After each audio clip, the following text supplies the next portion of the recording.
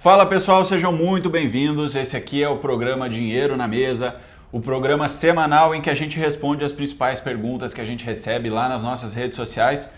Eu sou o Thiago Weber, como sempre estou com meu amigo João de Paula por aqui, e hoje é a parte 2 do vídeo que a gente começou semana passada, falando das principais perguntas que a gente recebe no início da consultoria de investimentos. João, fala aí, como é que vai ser a dinâmica hoje?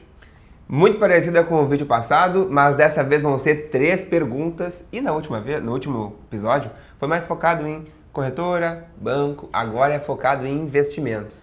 Depois daquela parte do namoro inicial, é a parte de investir na prática. Sempre surgem várias dúvidas, a gente vai trazer aqui as 3 principais. Antes, se você ainda não é inscrito aqui no canal, já aproveita agora para se inscrever, aperta o sininho das notificações, também deixa o like no vídeo para dar uma moral pra gente, isso aqui ajuda bastante nesse início aqui de construção do canal. Também siga a gente nas redes sociais, o meu arroba lá no Instagram é thiago.weber. O meu arroba é João V. de Paula. E siga também o Dinheiro na Mesa lá no Instagram. Bora para a primeira pergunta? É a seguinte: quanto do meu patrimônio faz sentido tirar do Brasil? Quanto que eu mando para fora? Essa pergunta aí é maravilhosa, muito importante. Eu diria que cada vez mais importante, né? Porque a gente está vendo aí o cenário do Brasil, está ficando preocupado, questão aí envolvendo diplomacia, envolvendo crise, envolvendo inflação. E também as opções, tá? Cada vez a gente está tendo mais opções, além da parte estrutural, mais opções de investimento, de corretoras, estão sendo mais democratizado esse acesso. Isso é verdade também. Então, beleza. Dito isso, né? Muita gente já sabe, né, que a gente tem esse viés de, mesmo para o investidor que é mais conservador, o cara que não tem ainda uma vivência muito grande nos investimentos, faz sentido pelo menos começar, botar um pezinho nos investimentos no exterior. Isso tem uma série de razões, né? Mas eu acho que a principal delas é que, mesmo a gente sendo brasileiro, vivendo em real, gastando em real, o Brasil ele tem uma dependência muito grande de produtos importados. Vou te dar um exemplo aí super do dia a dia, tá? O pãozinho que você come no café da manhã, no café da tarde, sei lá, fazer um misto quente ali, uma torradinha. O trigo, o Brasil não é autossuficiente em trigo, o Brasil importa muito trigo e o trigo é comprado em dólares. Então, se o dólar sobe, se a gente tem uma valorização da moeda americana contra o real, o pãozinho, as coisas que são importadas em geral ficam mais caras. Então, gente, faz sentido ter parte do patrimônio em dólar por essa e por outras razões, né? Então, beleza, feito esse disclaimer, aí agora vamos para a pergunta de forma bem objetiva. Quanto do patrimônio faz sentido investir lá fora? Isso tudo depende do perfil do investidor, dos desejos que ele tem para o futuro, tá? Vou te dar um exemplo bem clássico, depois o João aprofunda em outros exemplos também. Mas uma pessoa que vive no Brasil, trabalha no Brasil, não tem relação nenhuma com o exterior e não pretende se mudar, essa pessoa pode ter só um pedacinho lá fora, não tem problema. Se tem um perfil conservador ainda, por exemplo, pode ser algo entre 5%, 10% no máximo do dinheiro em dólares, tá? Porque se esse cara não planeja se mudar, não planeja fazer outras coisas, né, com o futuro dele principalmente, ele vai fazer um investimento puramente para obter retornos, para ter um crescimento patrimonial. Então esse investimento lá fora, ele não precisa ser maior do que isso, ele é uma parte que compõe a carteira. E ele serve também para diversificar os riscos, principalmente os riscos que a gente tem aqui inerentes ao território brasileiro, à economia brasileira. Então, se for alguém nesse perfil, pode ser algo nesse patamar, entre 5% e 10% no máximo do dinheiro investido fora do Brasil. Meu amigo, você acha que o gringo, tá? O cara que mora lá nos Estados Unidos, acha que é mais arrojado investir no Brasil ou nos Estados Unidos? O Brasil é muito mais agressivo. Então a gente aqui também tem que entender isso. O Brasil é muito mais arriscado do que investir nos Estados Unidos, tá? O principal ponto aqui é a educação financeira. Porque lá nos Estados Unidos o sistema financeiro ele é semelhante em alguns aspectos, mas muito diferente em outros, tá? Por exemplo, o investimento mais seguro de todos, que é o Tesouro Direto aqui no Brasil, o Tesouro Selic, tem um correlato lá nos Estados Unidos, que é a T-Bill, que tem características bem diferentes daqui. O investidor conservador lá dos Estados Unidos está acostumado com isso. A gente aqui não vai se acostumar e quando investe, né, num tesouro norte-americano, também tem as suas diferenças, principalmente quando vê o gráfico, né? Cheio de escadinha lá o gráfico, porque o cupom ele é pagado na conta e aí diminui lá do valor e o gráfico tem sempre as escadinhas, né? Então, o mais importante aqui é entender que cada vez mais a gente precisa mandar dinheiro para fora, investir lá fora, além das questões estruturais, tá? Pela questão de risco mesmo dos investimentos. É muito mais provável a gente ter problemas financeiros de insolvência em empresas, bancos, no governo brasileiro do que no governo norte-americano, e assim vai também para outros países, tá? A gente aqui é muito dependente também, nosso câmbio, de remessas do exterior, né? Então, a gente pode ver assim, tem uma correlação muito grande entre a Bolsa de Valores, né, ir muito bem em momentos em que existe uma entrada de fluxo estrangeiro. Então, cada vez mais é importante a gente mandar para o exterior. A questão do perfil de investidor é completamente ligada também com a educação financeira do Brasil e nos Estados Unidos. Como é que é a carteira mais comum lá dos Estados Unidos, Thiagão? A composição? Normalmente é um 60-40 entre renda fixa e renda variável, ou 30-70, né? 30% renda fixa e 70% renda variável. E às vezes o 60% é em renda variável e 40% em renda fixa. Isso tem muito a ver também com o comportamento do mercado norte-americano. A inflação, historicamente, lá é muito mais baixa do que aqui no Brasil. Ela fica na casa de 2%, 1%. Aqui não, aqui a gente está acostumado com inflação de 6%. Então a renda fixa aqui tende a render muito mais. Lá fora tem essa cultura de investir mais em ações, porque tem muito mais empresas, o mercado de capitais é muito mais desenvolvido do que aqui, mas também porque a renda fixa, historicamente, não costuma pagar tanto quanto paga aqui no Brasil, tá? Então tem investidores, sendo meu objetivo aqui, né? Quanto do meu patrimônio eu investo lá fora, dado todo esse disclaimer, que tem 50% do capital investido no exterior e tá tudo certo. Uma ótica de alocação de ativos tá extremamente balanceado e às vezes cabe até um pouco mais. E aí, geralmente, nós aqui, né, focamos em ações lá nos Estados Unidos e renda fixa no Brasil. Digamos que capital melhor, né, de cada país, de cada mercado de capitais. Ô João, mas fala aí também agora um exemplo em que o investidor ele pode ter mais ainda fora do Brasil, não só os 50% nesse caso. Dá um exemplo, assim, um caso em que o cara pode ter mais ainda investido fora. Boa, eu acho que aqui vai muito do maturidade do investidor e dos objetivos dele, tá? Então vamos pegar um exemplo aqui de uma família, né, que já tem um certo patrimônio consolidado, o Brasil aqui já tem seus imóveis comprados, os filhos já estão mais encaminhados, ou seja, não há uma necessidade clara de liquidez no curto prazo. A gente consegue, de fato, mandar uma remessa relevante para o exterior e lá ficar, sem a gente querer trazer para ter um evento de liquidez aqui no Brasil, né? E a gente pode estruturar uma offshore, que é uma empresa fora, né, das linhas territoriais do Brasil e também, geralmente, né, dos Estados Unidos, e ter incentivos e benefícios fiscais e tributários para ter esse investimento no exterior. Então faz uma remessa relevante, envia para o exterior e lá deixa, sei lá, $1 milhão, $2 milhões, que vai ser 20%, 30% do patrimônio, às vezes até um pouco mais, né? Mais do que 50%, para ter mais segurança do valor, né? Facilitar também a sua sucessão depois, ter mais segurança cambial, segurança jurídica. Esse é um caso clássico de mandar um valor relevante para o exterior, tá? Mas acho que um caso bem importante, um requisito bem relevante aqui é já ter os principais eventos de liquidez realizados, né? Então, os filhos bem encaminhados, patrimônio consolidado aqui com imóveis, sei lá, terras, né? Se assim for, porque a ideia não é trazer de volta esse valor. Se é para mandar 60% do patrimônio para o exterior, dolarizar, pagou IOF, tudo alocado bonitinho no exterior, depois voltar a pagar mais IOF, desfazer toda a estrutura, aí não faz sentido. Então, feita essa explicação, acho que todo mundo aqui vai abrir uma conta em uma corretora no exterior e mandar a grana agora, né? É isso aí. Ah, detalhe importante, tá? Se tá acompanhando o nosso canal aqui, tá gostando das conversas e não tá investindo com a gente ainda, ou comigo, ou com o João, ou com alguém daqui de trás, a gente tá no nosso escritório, tá cheio de consultores aqui atrás da gente, todo mundo pronto para atender você, conversar, estruturar o seu planejamento. Se está interessado, entre em contato com a gente aqui. Mais uma pergunta, segunda pergunta do vídeo de hoje. Quanto eu posso tirar por mês dos meus investimentos sem correr o risco de ficar sem dinheiro no futuro?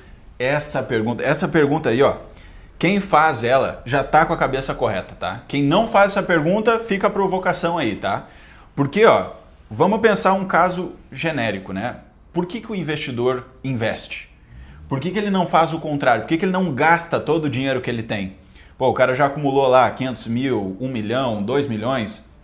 Ele fez isso, ele investiu o dinheiro dele, abriu mão de ter um prazer imediato, de gastar aquele dinheiro todo, de realizar um sonho muitas vezes, né? Postergou um sonho, uma viagem, uma casa nova, qualquer coisa desse tipo, para que ele tenha segurança financeira no futuro. O objetivo de todo investidor, ao fim e ao cabo, é esse, é ter liberdade financeira, é ter dinheiro suficiente para não depender de ninguém, nem do governo, nem dos filhos, nem de ninguém no futuro. Agora, essa pergunta aqui, ela não tem uma resposta direta. A gente precisa fazer conta, precisa calcular para saber. Tudo vai depender do quanto você pode acumular e, principalmente, tudo vai depender de quanto você quer ou não deixar de herança. Olha, presta atenção nesse ponto aqui que ele é muito importante, tá? Existe uma linha que a gente chama da linha de acumulação, que ela normalmente acontece ali até os seus 60 anos, 65 anos. Então o investidor ali, ele começa a jornada dele, normalmente com 25, 30 anos, ele começa a juntar dinheiro, começa a acumular patrimônio, e ele vai acumulando até os seus 60, 65, que é quando ele já está mais querendo parar, querendo reduzir a carga de trabalho. Não necessariamente ele vai aposentar 100%, né? Mas ele vai tirar o pé do acelerador, digamos assim.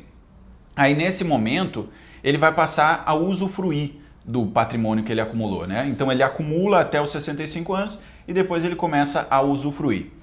Existe a conta para o investidor ele viver literalmente da renda, ou seja, viver somente da renda que esse patrimônio vai gerar.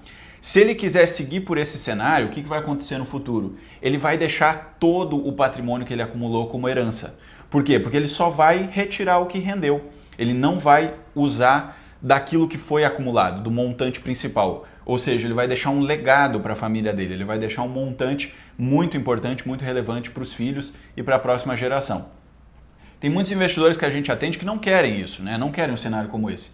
E às vezes esse cenário ele é até muito complicado, porque o volume de dinheiro que vai precisar ser acumulado para atingir esse objetivo é muito maior, né? Porque para viver só da renda, muitas vezes o padrão de vida ele já é alto. Então, para eu tirar 30 mil, 40 mil de rentabilidade real, né? Porque tem que ser rentabilidade acima da inflação, o montante acumulado precisa ser muito volumoso.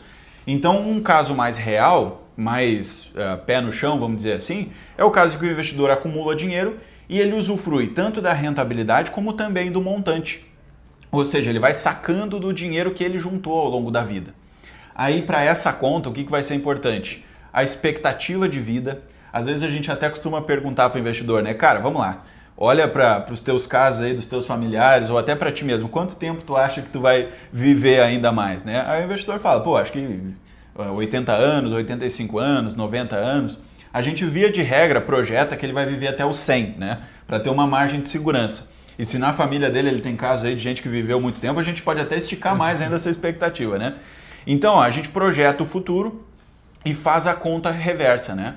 Quanto de saque você pode ter do seu portfólio investido que vai durar até os 100 anos, até os 105 anos, para que a gente tenha essa margem de segurança, né? Então, se o investidor ele falece antes dos 100 anos, antes dos 105 anos, ele ainda deixa alguma herança, mas ele, por si próprio, usufruiu ali de quase todo esse patrimônio que ele acumulou ao longo da vida.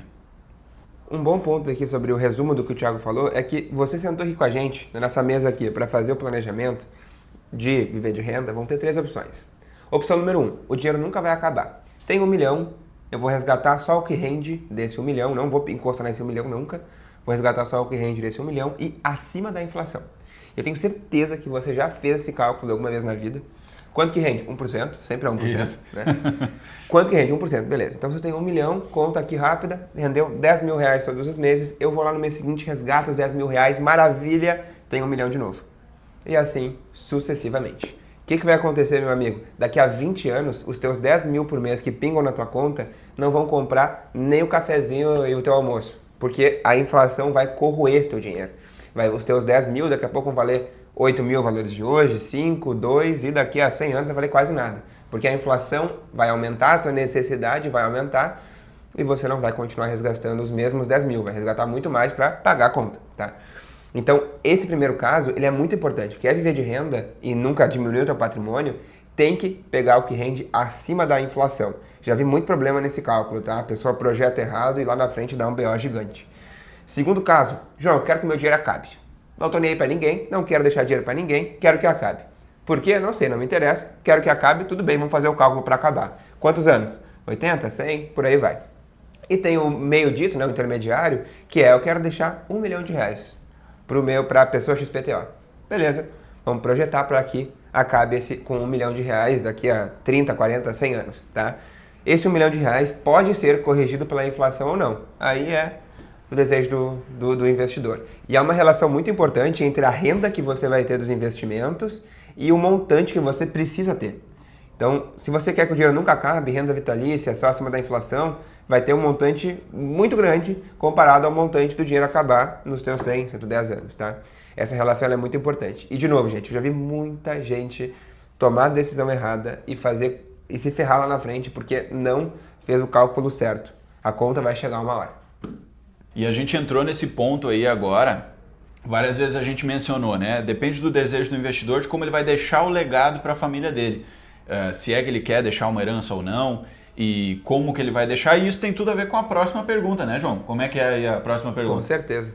Se eu morrer amanhã, minha família consegue acessar o dinheiro, como que fica a sucessão? Aqui é importante, né, Tiagão? Porque a gente tem duas certezas nessa vida. A morte e que a gente vai pagar imposto.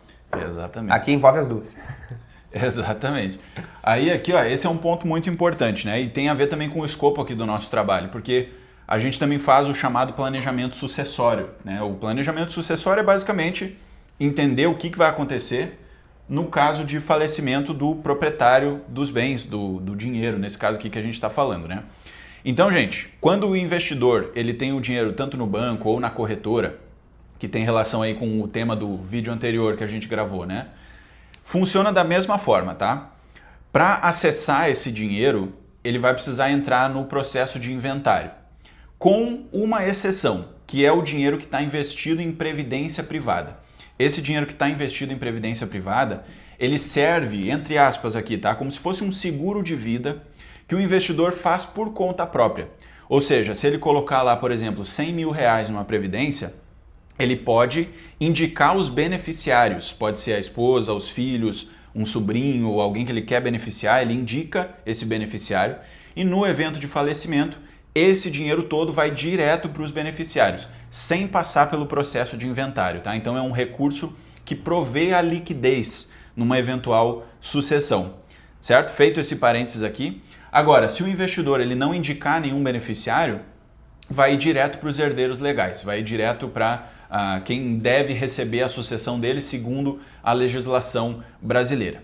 Ok, feito esse parênteses todo aqui, então o dinheiro geral que está lá na corretora, que está investido em fundos, que está investido em CDB, em ações, em fundo imobiliário, até a parte que está no exterior também, tudo isso vai ter que passar pelo processo de inventário. E aí, para que isso aconteça, né, vai ser necessário acionar um advogado. Se não tiver nenhum tipo de atrito na família, nenhuma briga, nem nada, ou nenhuma outra complexidade, pode ser feito tudo direto no cartório. E tem também a via judicial, né, que normalmente é quando se tem alguma contestação, algum problema ali no meio. Testamento cerrado. Ou algum outro detalhe assim que dificulte o processo, né? Aí ele vai para a via judicial. O nosso papel aqui, gente, na parte de sucessão, né, é detectar os principais pontos, porque geralmente o cliente não vai direto no advogado, no nosso caso, né? Ele conversa com a gente primeiro. E nós não temos competência para tal. Quando eu digo competência aqui é legal, né? Nós não somos advogados, então a gente não pode executar na prática o processo de sucessão ou qualquer coisa ligada, né? O que a gente pode fazer é auxiliar, opinar, comentar, mas nunca executar. Então a gente precisa de um advogado aqui, tá? O que nós fazemos é executar a parte que nos cabe, ou seja, estruturar bem a parte da previdência para que receba, como o Thiago falou, né? Os herdeiros recebam diretamente sem passar pelo inventário. Outro exemplo muito prático que existe aqui é o seguro de vida, que assim como a previdência, na verdade a previdência é um seguro, né? Que cai diretamente nos beneficiários sem passar por inventário e sem incidência de imposto. Então é isso, do nosso lado cabe auxiliar, principalmente no que diz respeito a pagar o mínimo de imposto possível neste período com o auxílio de um advogado. Mas, respondendo aqui diretamente, vai passar os investimentos no banco, na corretora, no exterior, vão passar pelo mesmo processo legal que os bens imóveis, né, que terrenos, né, terras, casas, vão passar, tá? E aí eu vi muita gente nesse processo, né, Thiago, acho que tu vai concordar comigo, ter todo o patrimônio imobilizado, não ter dinheiro, valor líquido. E aí ferrou, gente. Vai ter que sair liquidando o imóvel para vender o mais rápido possível para pagar os custos, os honorários, o custo do inventário como um todo, né? Esse aí é um caso que é mais comum do que a gente imagina, porque aqui no Brasil tem muito essa cultura, principalmente no pessoal das gerações mais antigas, né, de comprar muitos imóveis, muitas terras. E aí, gente, para liberar tudo isso no inventário, precisa pagar. Precisa pagar tanto o imposto como os custos do cartório e o advogado também, e sem isso o negócio não anda, entendeu? Então a gente já viu casos em que a família teve que tomar empréstimo. Imagina isso, cara. Tem um baita de um patrimônio lá, 10 milhões de reais em imóveis, todos os apartamentos alugados ali, um monte de coisa, mas não consegue acessar aqueles bens no falecimento do proprietário, porque não tinha o dinheiro suficiente. Porque, gente, se é um patrimônio avaliado em 10 milhões de reais, tudo imobilizado, o imposto é uma função do valor do patrimônio. Aqui no Rio Grande do Sul, isso é um detalhe importante, a alíquota ela é estadual, tá? Em São Paulo, por exemplo, no momento que estamos gravando esse vídeo, já tem vários projetos para mudar esse negócio, tá? Mas nesse momento agora é 4%. Então, ó, se o cara falece em São Paulo e tem um patrimônio de 10 milhões, só o imposto, me ajuda na conta aí, 400 João? mil. 400 mil reais. Fora os honorários, né? Fora os honorários. Que também geralmente é uma função do patrimônio também. E fora todos os outros custos inerentes. O cartório, exatamente. Então, ó, a família precisa ter 400 mil reais para dar, para liberar o processo. Então, isso é algo que tem que ser planejado previamente. Esse é o ponto que a gente está tocando por aqui, né? E aí, os investimentos que estão lá na corretora, eles vão somar aqui junto, né? Fora a parte da previdência que a gente comentou. E esse detalhe que o João trouxe do seguro de vida. Isso aí é um negócio que a gente pode fazer um vídeo depois só sobre seguro de vida também. Mas, via de regra, o pessoal confunde muito, né? O pessoal acha que seguro de vida é só esse tipo de seguro aqui, que é o seguro que no falecimento o beneficiário recebe. Só que no Brasil e no mundo inteiro tem várias outras coberturas que o investidor faz para ele mesmo se proteger para um caso de uma invalidez, de uma doença grave, de um acidente, de uma incapacidade temporária. Né? O cara fica afastado do trabalho, ele pode ter uma compensação. Então esse é um tema aí que ele é muito interessante. Já deixa aqui nos comentários se vocês querem que a gente fale sobre isso em vídeos posteriores aí, tá? Se despertou a curiosidade de vocês, já deixa aqui no comentário. Eu acho importante, né? Porque todo mundo que está assistindo tem um seguro para o carro, mas não tem um seguro para a vida. Que é muito mais importante do que o carro, né? Então tá, pessoal, é isso o vídeo de hoje. Entramos sobre 3 principais pontos que nós recebemos na consultoria sobre os demais diversos temas. Falamos aqui de investimento no exterior, falamos aqui sobre reviver de renda, falamos sobre sucessão. Foi um conteúdo bastante amplo e também muito importante, tá? Se você não sabia de nada disso, deixa nos comentários também, conta para nós a sua história, faça aqui as suas perguntas, se inscreva no nosso canal e nos vemos de novo na semana que vem, toda quarta-feira, às 19 horas, tem vídeo novo no canal. É isso, pessoal. Muito obrigado por assistir, um grande abraço e até a próxima.